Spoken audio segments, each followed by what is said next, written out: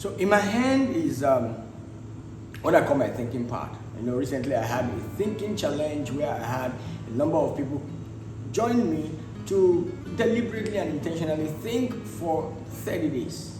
Now, this is where I wrote all my thoughts and everything that came to my mind at that time.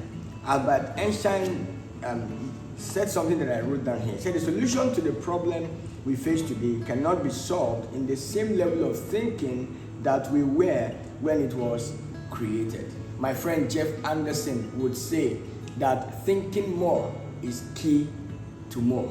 So what he was saying there is that if you really want more in life, then you've got to engage your thinking faculty. You've got to put in the work to think deeper, to think more. I think it was James Allen who said when he was picking up a passage from the scriptures, he wrote a book on As a Man Thinketh. And in that book, he spoke about how our thoughts would affect our health, would affect our achievement, would affect the things that we accomplish in life. So if your thoughts are this critical, if indeed as a man thinks so easy, I think that it is important, yes, I think that it's important that you and I thinking not just on the arbitrary level, but also on an intentional, deliberate system. We must be able to say, okay, this is when I think, this is how I think, this is what I'm thinking about. In fact, John Griffin once told me, so you need to be thinking about what you are thinking about. And that's probably for another day. But this is my thought that I want to share with you today. How do you challenge yourself to think and to think even more? To think and to think better. Number one, I would say, please create space for thinking. And when I say make space for thinking, I'm talking about two things. You need a place to think and you need time to think. Now listen to me. If you don't have time to think, or you say you don't have time for anything, it's because you don't place value on that thing.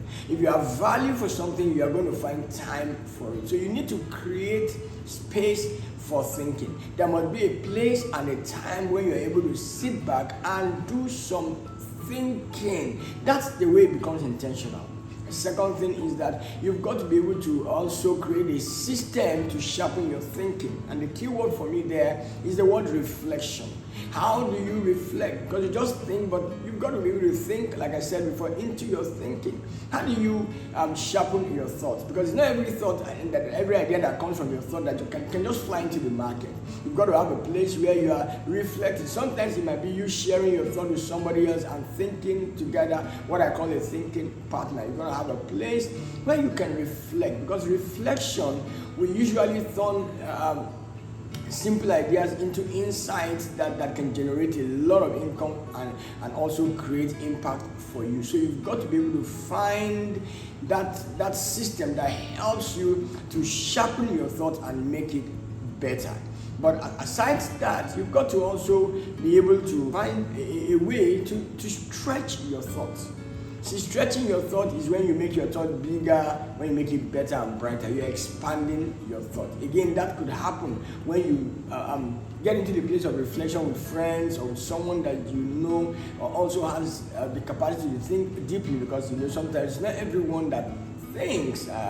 Paul Martinelli would say, before you ask somebody what you think, ask them if they think. So you've got to be able to get to that place where you can say, okay, let's stretch this thought. Because when you stretch your thought, you discover that one single idea can generate several other ideas. It can bring a lot more ideas than the one that you're already working with. Stretching your thought is when you get an idea and it produces, then you can now maximize that idea when you stretch it further and you're able to see much more in the same idea that you have. Now the fourth thing I'd like to share about this is that you've got to also be able to set your thoughts in motion. See, there's no point thinking if you're not going to get the thinking to work for you. Now in this, I have 30 days of thinking and quite a number of thoughts there. Some of them are working for me, some of them are just lying in the book here.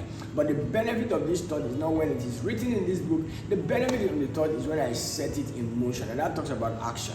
What are you going to do about the thoughts that come to your mind? What are you going to do about the ideas that come to your mind? Someone said that the greatest gap in life is the gap between knowing and doing. Many times we've got ideas, we've generated inside, but we don't do anything with them, and then it just lies fallow, maybe written down in our book. But today I want to inspire you and challenge you. Would you go and take that thought that you thought about and set it in motion? What can you do about it right now? Who needs to hear what you thought about? How can you make that thought to deliver whatever it is that will help you for the achievement of your goal? I like to remind you, thinking must be intentional. So you've got to find space, create space for your thought. You've got to be able to find a system that helps you to sharpen your thought. Then you've got to stretch your thought and then set your thought in motion. My name, once again, is Bisi Akande. I'm called the Inspirer, and I just wanted to add value to you.